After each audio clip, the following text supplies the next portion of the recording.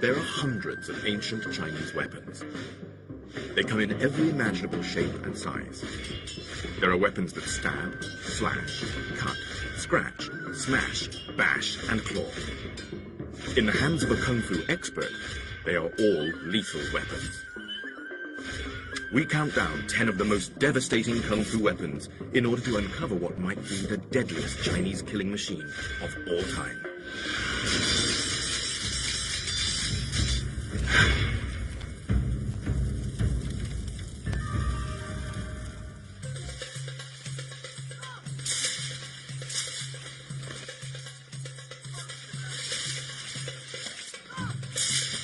It takes skill to wield Chinese lethal weapons. Though Kung Fu is often considered an unarmed and defensive discipline of Chinese martial arts, its techniques can be applied to all weapons, often making them even more deadly.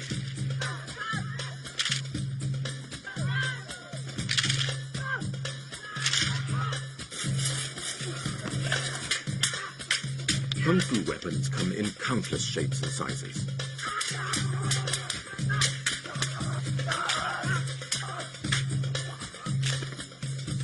Some, such as swords and spears, are known throughout the world. Others, such as the long-handled saber, ermine needles, antlers, and dark judge brushes, are distinctively Chinese.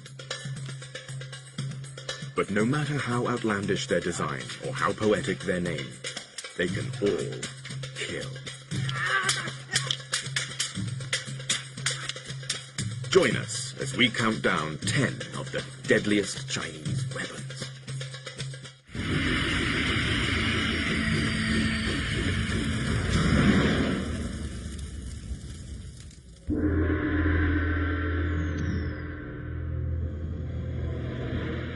The saber and the sword are two of the most formidable weapons in the Kung Fu arsenal. The sword, with its thin, straight blade, is known in China as the gentleman of all weapons. Its heavier relation, the saber, bears an even more exalted title. The saber is called the master of all weapons because it causes more damage to the enemy's body than any other Kung Fu weapon.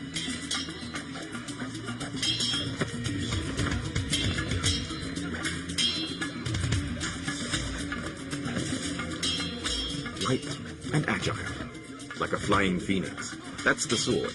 Its main form of attack is the thrust. Savage and powerful, like a fierce tiger. That's the saber. It's used to chop, slash, and hack. The thin blade of the Chinese sword has razor-sharp edges on both sides. Because it has two edges, it requires more practice and technique.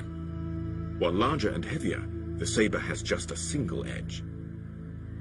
Therefore, there is a saying, saber, power won by strength, sword, soft, won by technique. The sword and the saber match the human body's proportions. Being neither too long or short, they are perfect for use. Within their effective striking distances, they are the best weapons. Little Tiger has practiced Kung Fu for over 20 years. A former member of the Guangzhou martial arts team, he is an expert on sword and saber techniques. Swordplay is brisk, graceful, and dynamic.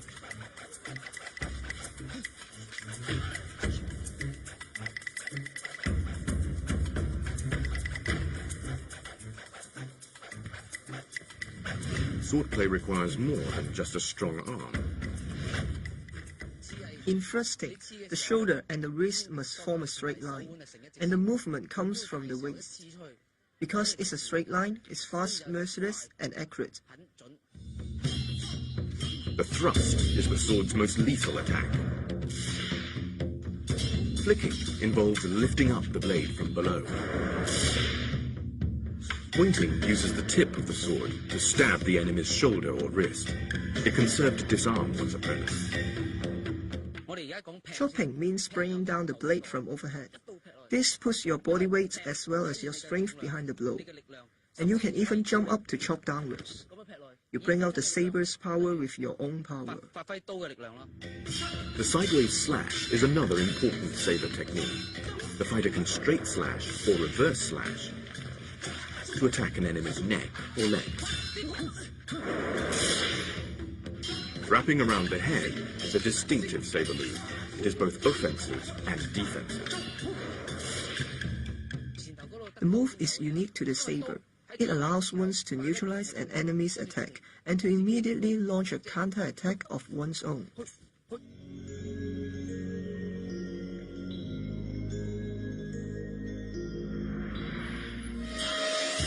In China, swords were more than just weapons. In ancient times, it wasn't only soldiers who carried swords. Scholars, philosophers, even poets wore them. A sword on the belt was a badge of honor, proof that the owner was a master swordsman.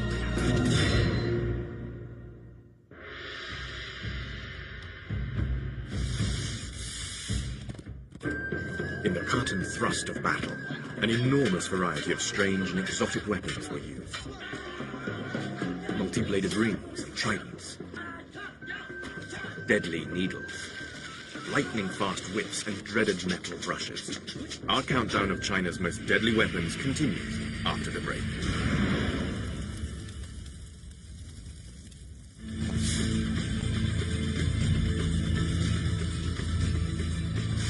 The Chinese have devised a huge number of weapons over thousands of years. We're counting down China's most deadly weapons. At number 10 was the saber and the sword. Now we continue the countdown at number 9 with one of the oldest weapons in the Kung Fu arsenal.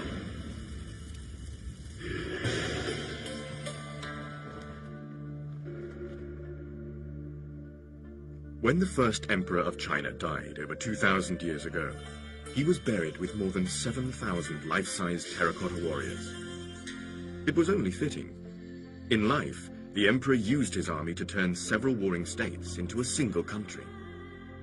While the terracotta army is only made of clay, they once held real weapons in their hands. Chief among them were the bow and the crossbow. Bows and arrows have been used since the Old Stone Age. Bows were usually fashioned from bamboo or wood. Their bowstrings were made from cow tendons, deer skin, or even silk.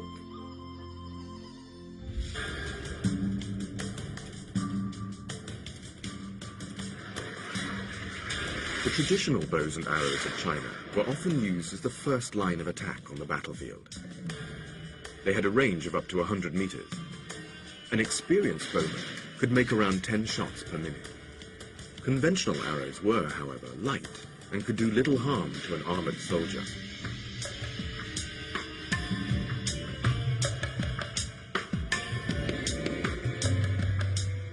More powerful than the traditional bow and arrow was the mechanical crossbow. They could shoot a heavier arrow further and more accurately than a traditional bow. Some could even shoot 5 arrows at a time.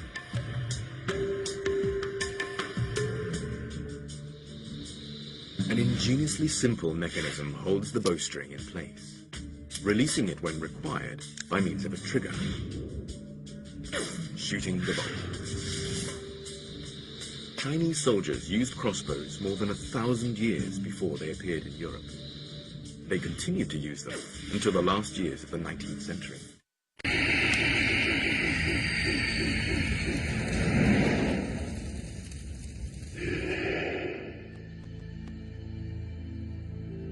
The mixture of copper and tin to make bronze resulted in the creation of many deadly new weapons. In terms of efficacy, bronze weapons were a lot sharper. They were sturdy yet supple, keen-edged but hard to break.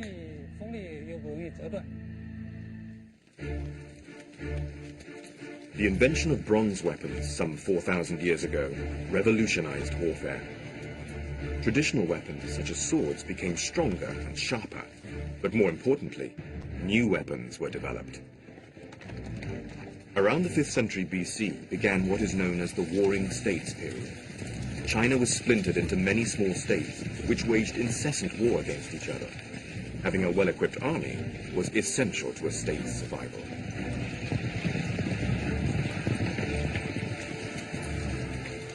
As in ancient Egypt of the same period, chariot warfare was the order of the day. Long-shafted weapons called pole arms were the foot soldiers' best defense against chariots and mounted troops. Pole arms could be used to unhorse cavalry and take down chariots. While Chinese spears were much like the European pikes used thousands of years later, the bronze-headed ge was a uniquely Chinese weapon.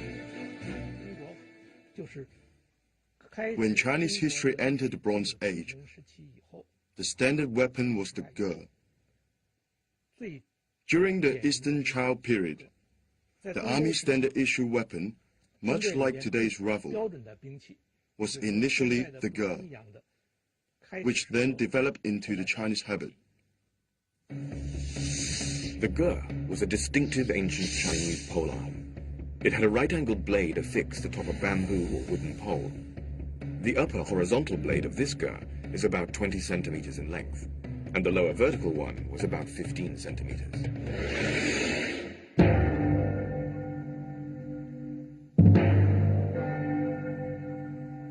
In the age of ancient warfare, the ge and the spear were stock military equipment.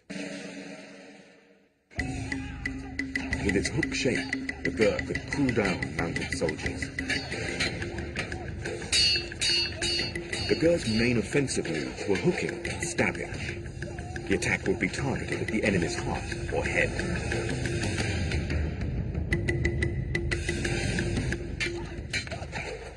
The sickle-like blade was used to hook and slash the enemy's vital parts.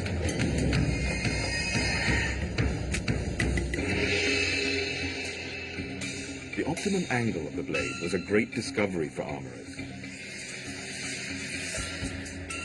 According to an ancient Chinese text, if the angle between the upper and lower blades of the ge is too great, it makes it difficult to hook the enemy. If the angle is too small, it will be difficult to slash through the target. After years of refinement, the perfect design was discovered. An angle of around 100 degrees was reckoned to be the most lethal.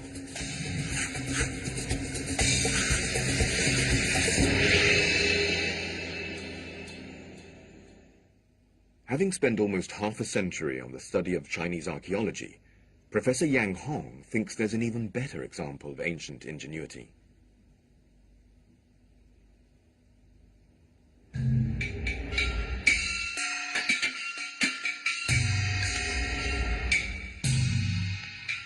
In ancient China, the ge and the spear were the soldiers' standard weapons. By cleverly uniting the sickle-shaped blade of the ge with the sharp head of the spear, armorers created a formidable new weapon, a halberd the Chinese called a ji, combining the best aspects of both weapons. It could stab and thrust, as well as hook and chop. Its effectiveness on the battlefield was like one person fighting with two weapons at the same time.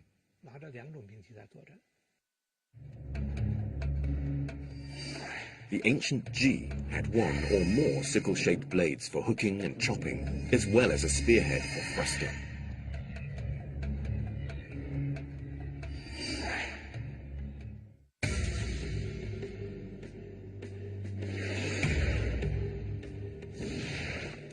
The ji was the stock battlefield weapon.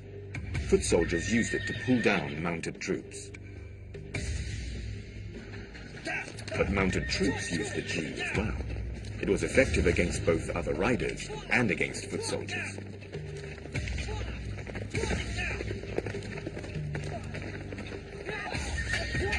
The multi-purpose ji quickly became the soldier's favorite weapon. With increased horizontal cutting edges, there were more opportunities to hook, cut, and slash one's opponent.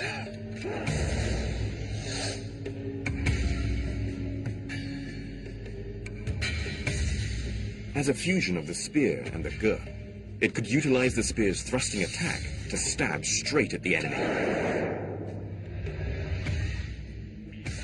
while the sickle-shaped blade could hook the limbs of enemies.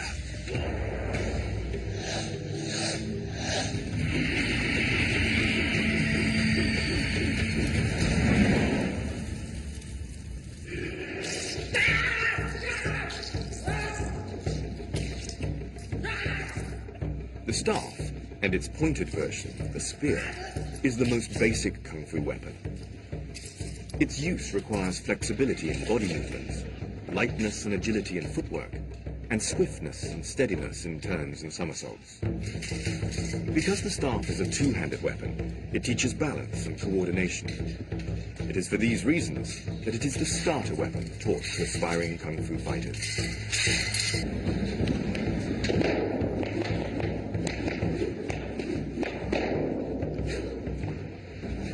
Long weapons are any weapons that are as tall or taller than the person wielding them. There is no set length for a long weapon. In fact, there is a saying in the kung fu world that 1 inch longer is 1 inch stronger. Offensively, long weapons extend the range of attack. Defensively, long weapons make it difficult for opponents to approach close enough to do damage.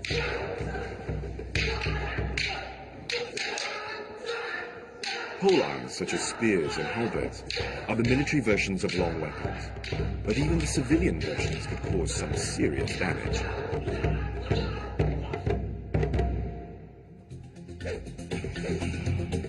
Ken Yeung from Hong Kong started learning kung fu as a child. A kung fu choreographer for 16 years, he is an expert in all kinds of exotic weaponry and killing techniques. He is wielding a long-handled saber called the guandao. The heavy blade is a cross between a saber and an axe. One legendary guandao weighed about 40 kilograms and was said to be able to bring down a horse.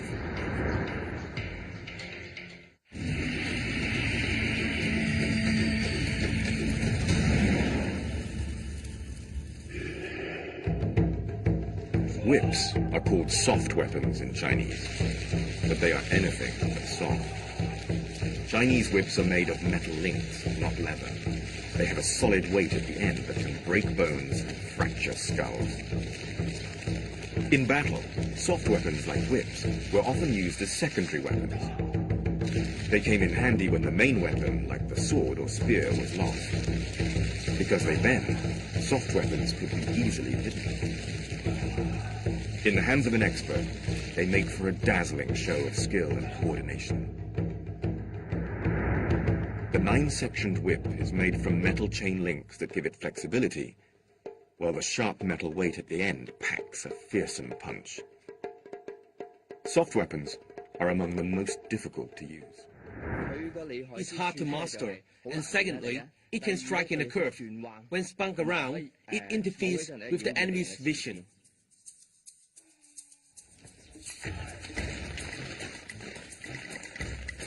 The whip was a favorite assassin's weapon off the battlefield.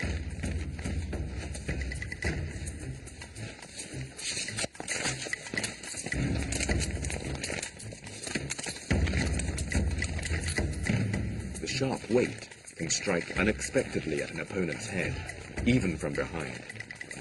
But there is a downside. Whips are notoriously difficult to use. Students of kung fu are more likely to do themselves an injury with a whip than when learning any other weapon.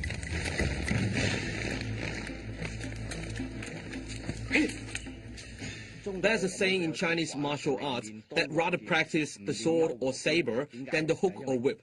That's because it's easy to hurt yourself with a whip.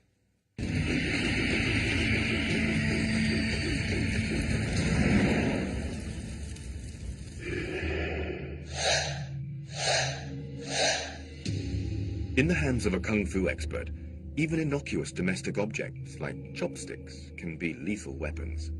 Because they are unexpected, they are doubly deadly. This is actually a very common type of weapon. It relies on the user's willpower. It manifests in a straight line to strike at an enemy's body.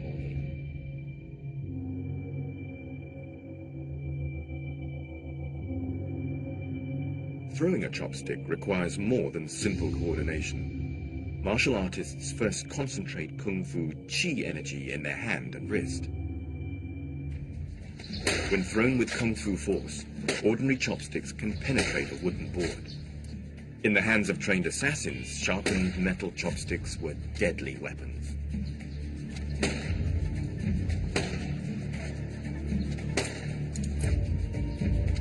The targets for the chopsticks' piercing attacks are the chest, head, and jaw.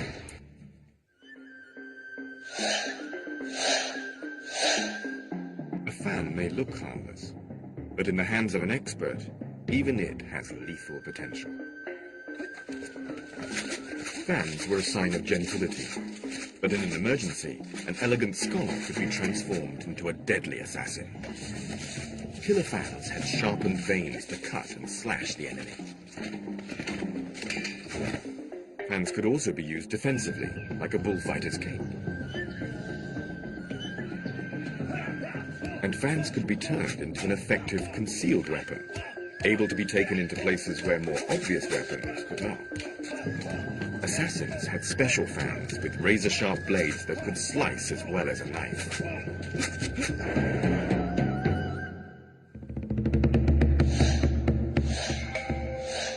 Calligraphy is one of the fine arts of China, but these metal brushes were not used to paint characters.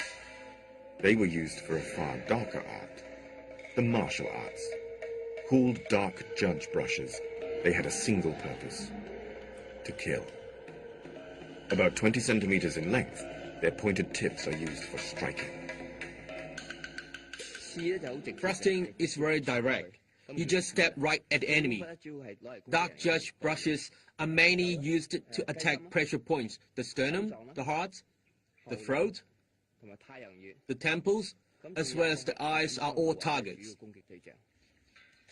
Small weapons like dark judge brushes are almost always used in pairs. Kung Fu teaches the use of both hands. While one hand distracts the enemy, the other strikes. Dark judge brushes are primarily stealth weapons, used to attack unsuspecting opponents.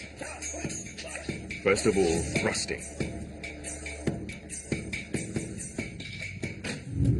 Penetrating is thrusting with even greater lethal effect. Lifting is to first neutralize an opponent's attack before counterattacking.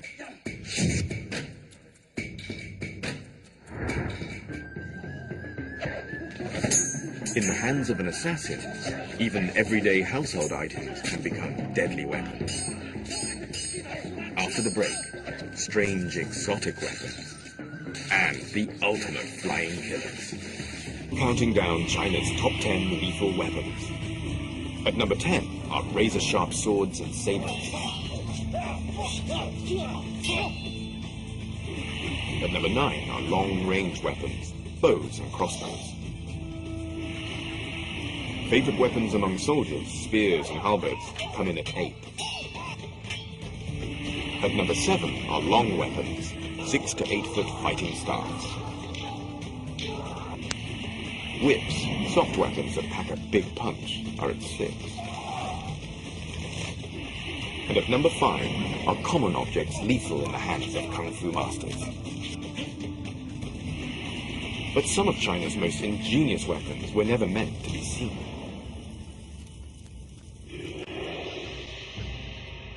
Ancient Chinese weapons makers made many important discoveries. Chinese armorers made the first crossbows.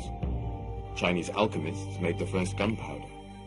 And Chinese artisans made some of the most sophisticated mechanical weapons the world has ever seen.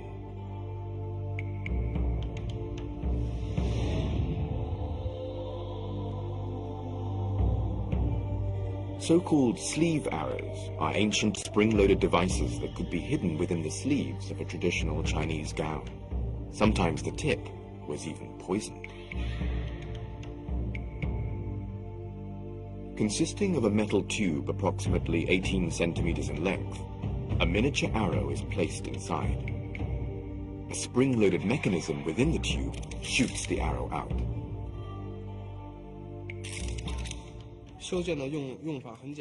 The sleeve arrow was very easy to use.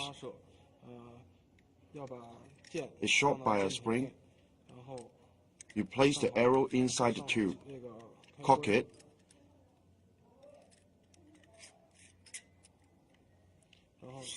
and then set the spring.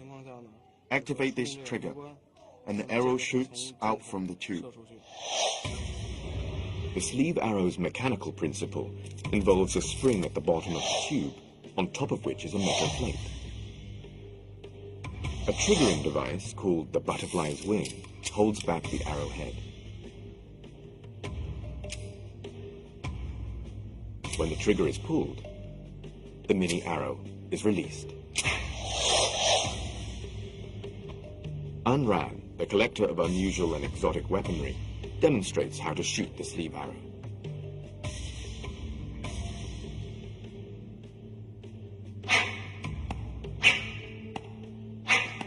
At short range, the sleeve arrow was surprisingly accurate.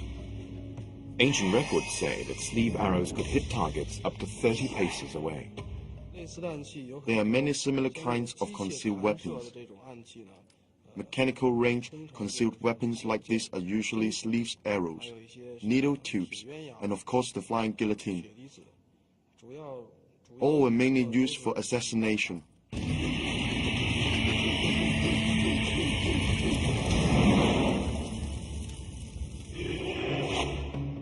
All sorts of strange and exotic weapons flourished in China. Using a weapon that doesn't look like a weapon has an important advantage. Effective offense is often based on doing what one's enemy least expects. Sometimes that means using a concealed weapon. At other times, it can mean using exotic weapons, such as the twin deer antler blade. Antler-shaped blades are used in pairs, one for each hand. Each deer antler blade has 3 sharp points and 7 cutting edges.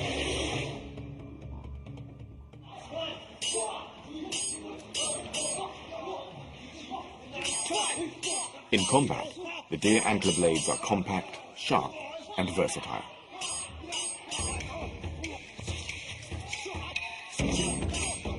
They can be used to pinion an enemy.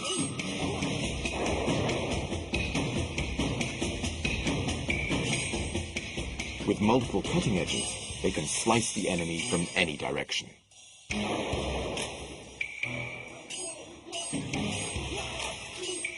And the 3 sharp points can inflict terrible wounds.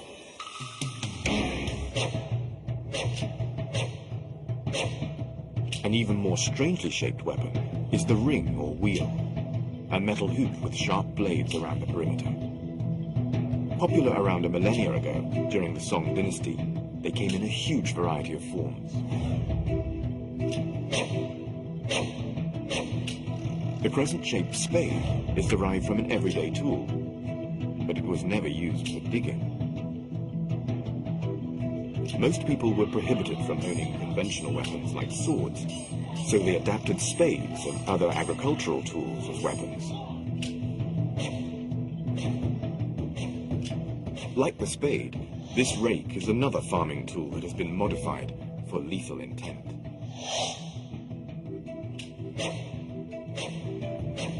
Kung Fu weapons don't have to be big to kill. Ermei needles are only around 25 centimeters long. The points at both ends make them particularly dangerous at close range.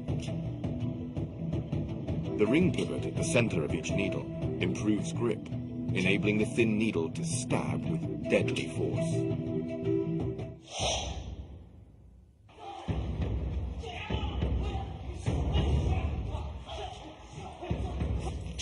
Looped onto the middle finger, ermei needles are twirled to distract and confuse the enemy.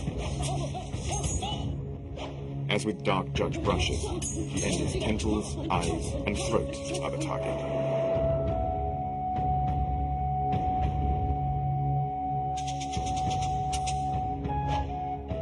The ermei needles and the rake are exotic weapons. They work because they're unexpected. Unlike obvious weapons like the sword, weapons that look like farm tools were easy to disguise, which made them difficult for the authorities to discover and confiscate.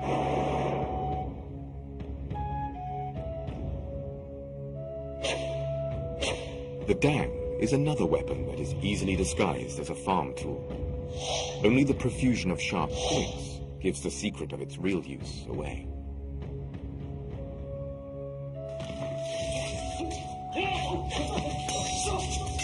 The dang first appeared around 500 or 600 years ago.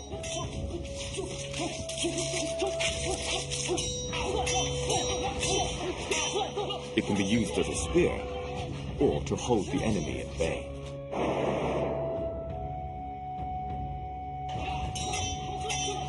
Hoop-shaped exotic weapons may be hard to handle, but thanks to their profusion of sharp points and cutting edges, they maximize the chances of hitting an opponent's vital areas.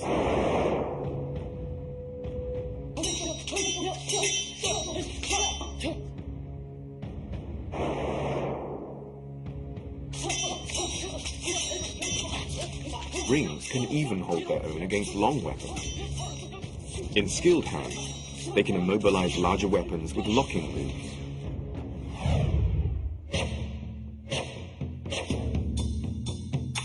Double mallets are one of the oldest weapons in the Kung Fu arsenal. Adding sharp edges to a cudgel increases its ability to crack skulls and break bones.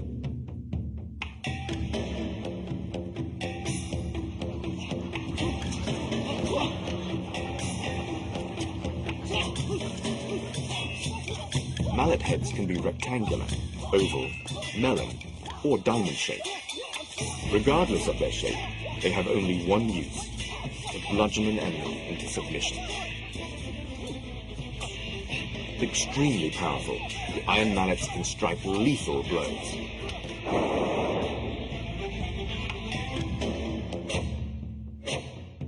Twin hooks are double weapons, one for each hand.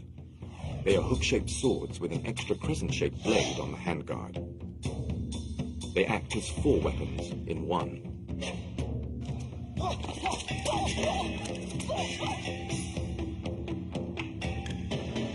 The hook blocks the enemy's blow. The main blade chops and slashes.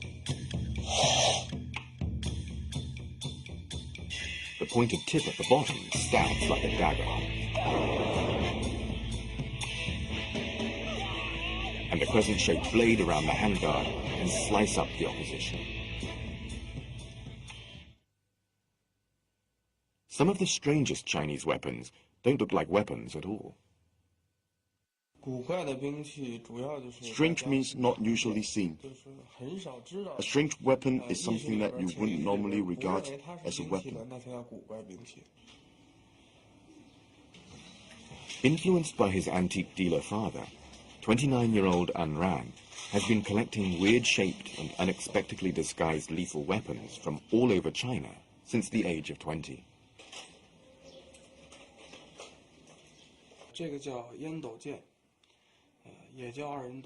This is a tobacco pipe sword. When least expected, a blade suddenly appears to strike at an enemy who is caught totally off guard. A genuine antique, this tobacco pipe sword is several hundred years old. Dating from the Qing dynasty, its thin, hidden blade marks it out as an assassin's stealth weapon. Unran now has over 300 weapons in his collection. The strangest of the lot is this 400-year-old iron claw. It looks like an instrument of torture, but it's not. As its name implies, it's used in combat to claw at an enemy. This is where you found its lethal effect. There used to be cutting edges here, as well as sharp tips. These were the main killing areas. As for the claw, its main use wasn't in fact for killing.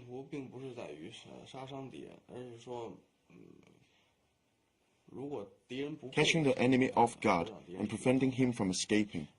You simply place it on his shoulder and lock it tight. Escape would be difficult, if not impossible.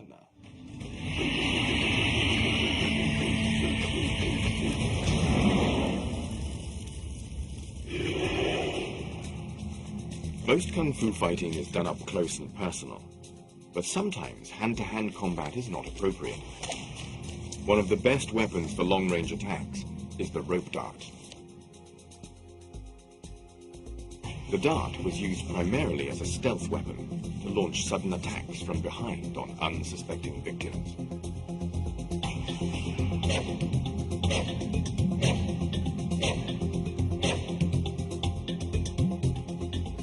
The rope dart is composed of a rope usually about 4 meters long with a metal dart at the end. The dart is either conical or diamond shaped and between 16 to 20 centimeters long.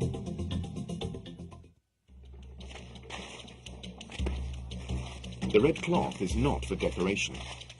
Placed 20 centimeters from the dart, it confuses the enemy's vision. The rope dart is an extremely difficult weapon to master.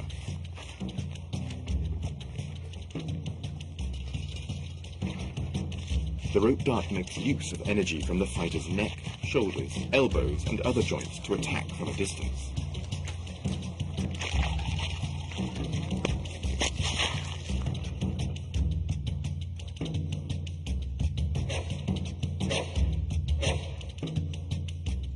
The meteor hammer is the flying dart's big brother. Like the flying dart, it is spun on a rope, but its heavier weight makes it spin faster and strike harder.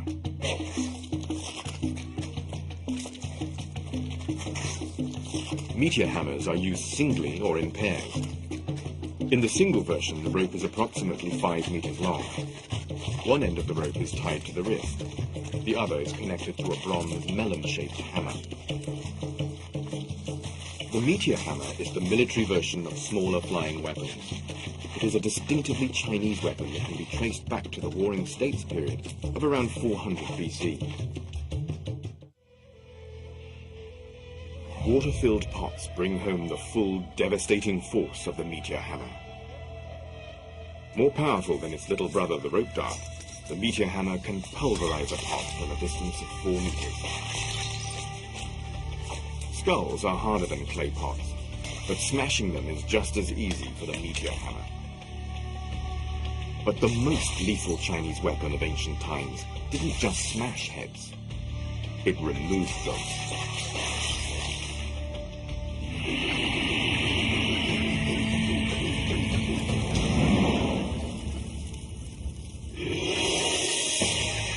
Perhaps the most secretive Chinese weapon of all time. It was the ultimate stealth weapon. Used by assassins, it had just one purpose: decapitation. Its name? The Flying Guillotine. We've reached our #1 killer on our countdown of China's most lethal weapons. The Flying Guillotine was linked to the 18th century Emperor Yongzheng's extraordinary rise to power. With absolute ruthlessness, he seized the throne. Legend says that he even murdered his father and his brothers. Many rumors circulate in society at the time about him murdering his father and brothers, his greed, his love of wine and women, and so on. For a long time, the people thought of Yongzheng as a tyrannical, calculating, and vicious emperor.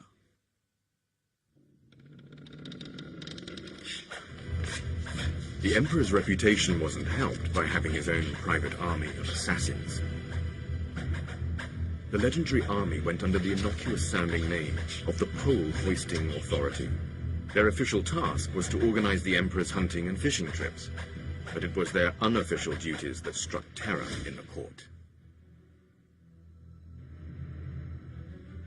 It was rumors surrounding the death of one of the emperor's brothers that first gave rise to stories about the Flying Guillotine.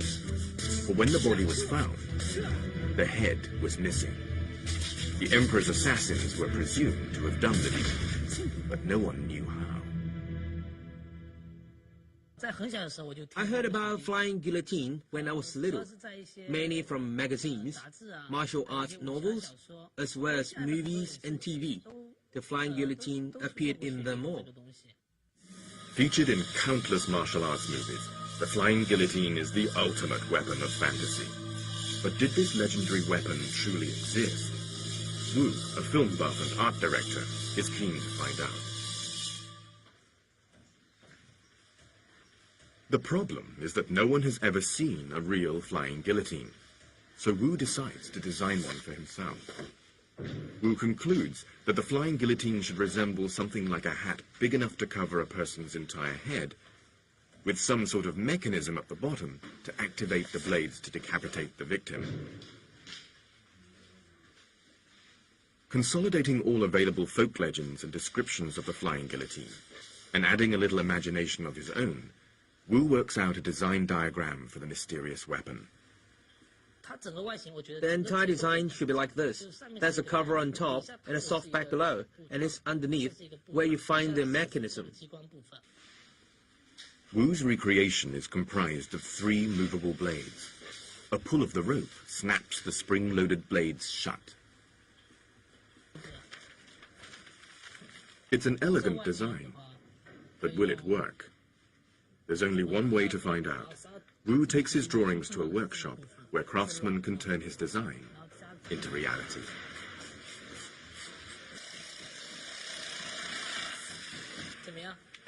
They construct a blade mechanism from wooden boards. It resembles a camera shutter, but instead of cutting off light, this one cuts off heads. Wu's colleagues use modern technology to make a flying guillotine. But was technology 250 years ago in the Qing dynasty up to the job? Wan Xiaoqun, a researcher at the Chinese Academy of Military Science, has no doubt.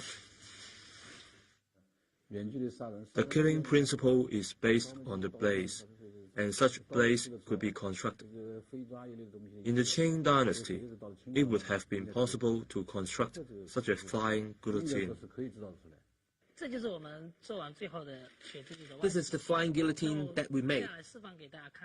I'll now demonstrate how it works. It covers the victim's head like this, and then you pull this chain. That's how it works. It's a simple design.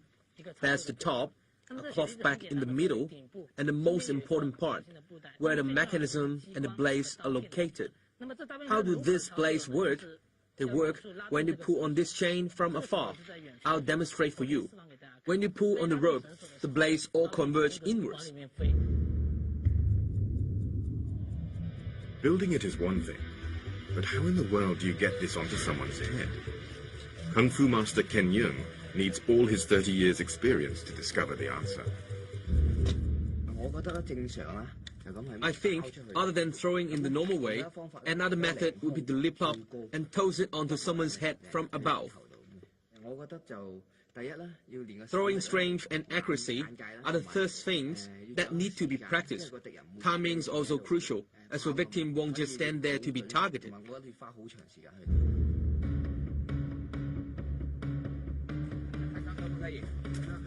Did such an incredible weapon exist? Could it really work? Yeung and his team are put to the test. First, he'll try it the most straightforward way. As this flying guillotine weighs 1.5 kilograms, hitting a target accurately is no easy task.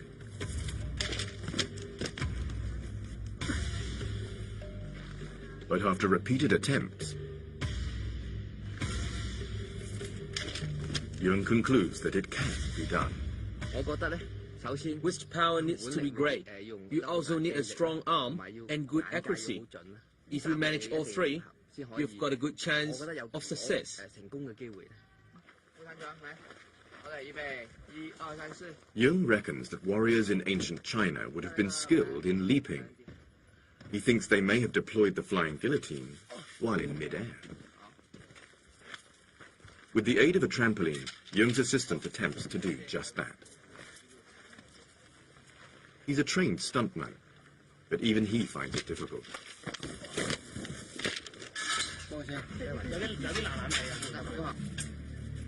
It takes 5 attempts before he finally does it.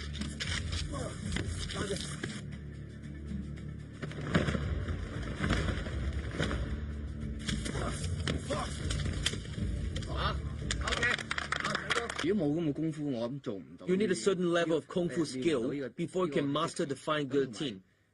A lot of rigorous training is needed. Emperor Yongzheng had the motive. His craftsmen had the knowledge. His assassins had the skill. But did the flying guillotine ever really exist?